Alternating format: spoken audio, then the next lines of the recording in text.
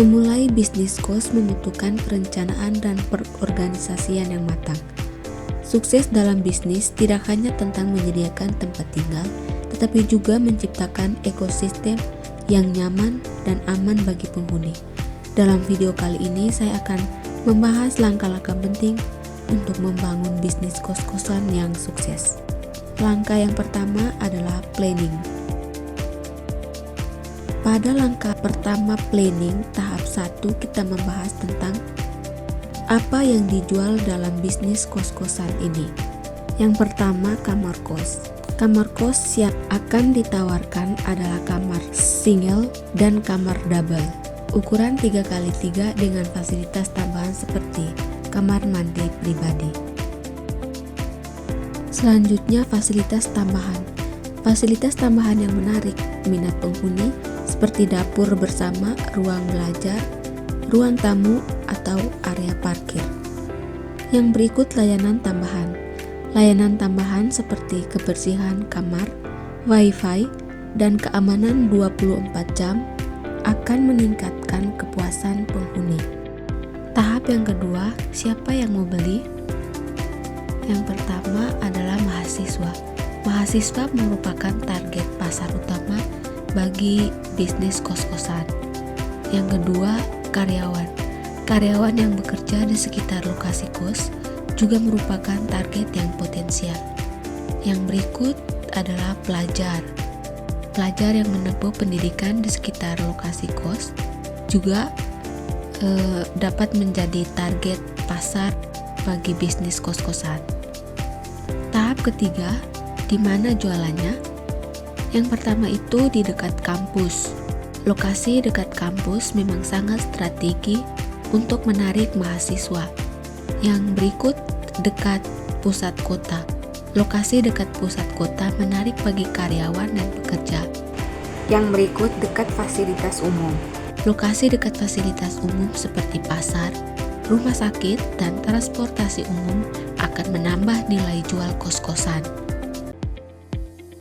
Tahap 4, berapa investasi awalnya? Yang pertama, biaya untuk pembelian tanah. Harga tanah 1,5 juta per meter persegi. Luas tanah yang ingin dibeli 150 meter persegi. 1,5 juta kali dengan 150 meter persegi sama dengan 225 juta. Jadi total biaya untuk pembelian tanah adalah 225 juta. Yang berikut biaya pembangunan. Satu kamar itu 30 juta. 10 kamar dikali dengan 30 juta. Jadi total biaya untuk biaya pembangunan adalah 300 juta. Yang berikut biaya renovasi. Perbaikan struktur 300.000, pengecetan 200.000, instalasi listrik 500.000, instalasi air 500.000. Jadi total semua biaya adalah 1,5 juta dikali 10 kamar, jadi total adalah 15 juta. Yang berikut ada biaya perizinan. Surat izin bangunan sekali dibayar 5 juta. Yang berikut biaya perlengkapan dan peralatan. Perabotan dasar seperti kasur, bantal, lemari, meja, kursi, gorden 5 juta per kamar. Jadi 5 juta dikali dengan 10 kamar adalah total 50 juta. Yang berikut tentang peralatan elektronik yaitu kulkas umum 5 juta per lantai. Jadi 5 juta dikali dengan 2 lantai sama dengan 10 juta. Jadi total semua untuk biaya perlengkapan dan peralatan adalah 60 juta. Selanjutnya untuk biaya promosi dan marketing, yaitu pembuatan brosur, iklan online, dan portal sewa kos. Biayanya sekali saja yaitu 2 juta.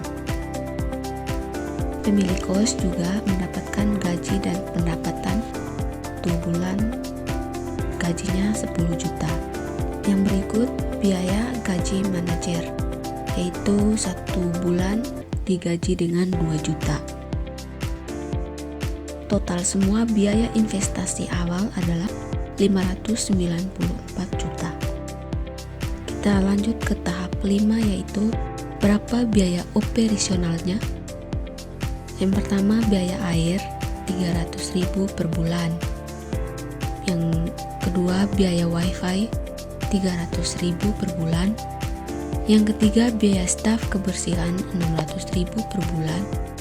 Dan yang keempat biaya staf keamanan 2 juta per bulan.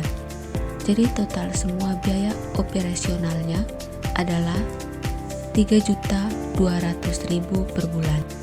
Kita lanjut ke tahap yang keenam, kapan balik modal.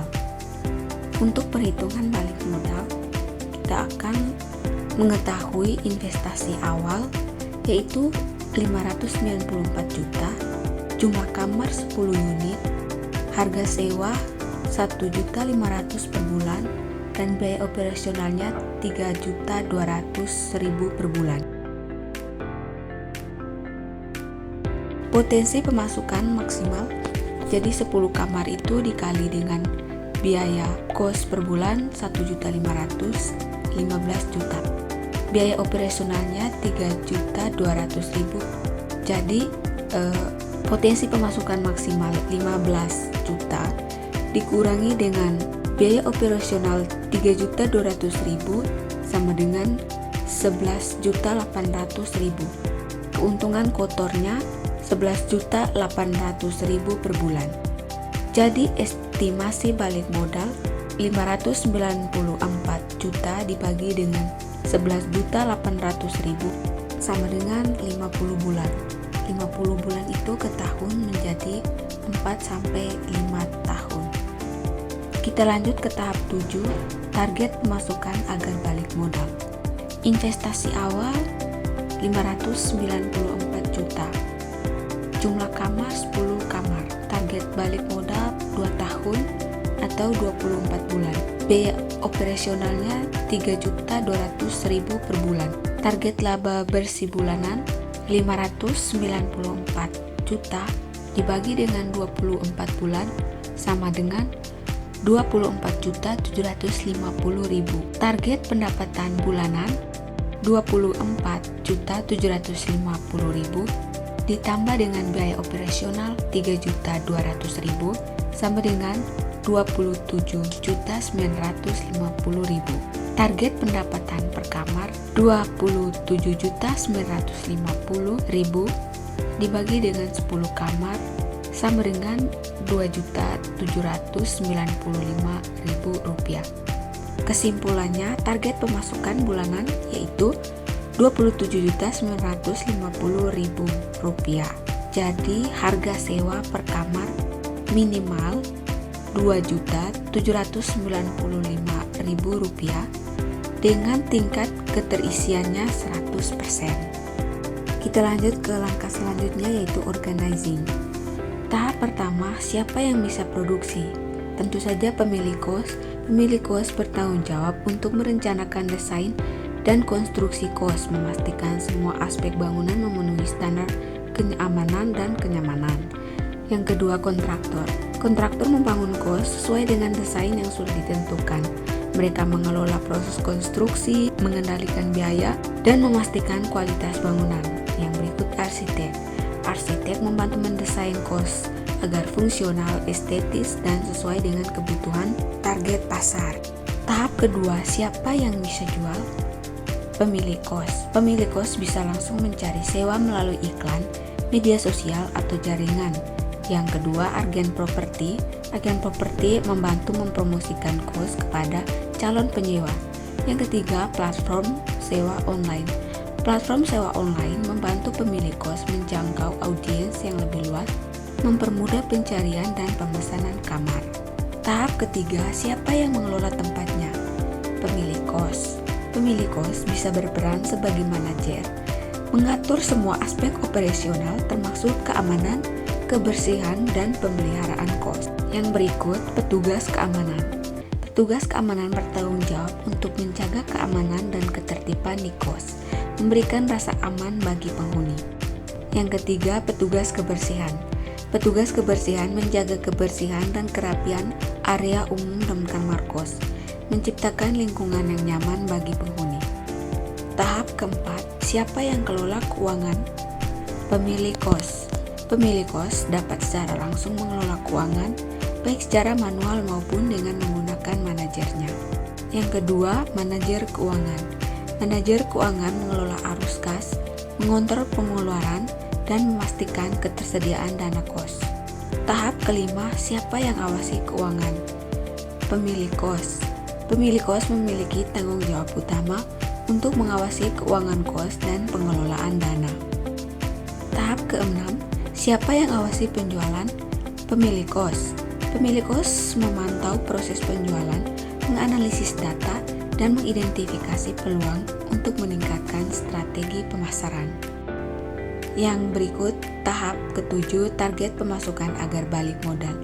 Sama seperti yang dijelaskan di planning di tahap ketujuh. Sekian video penjelasan saya tentang planning dan organizing dari bisnis kos-kosan. Atas perhatiannya saya ucapkan terima kasih.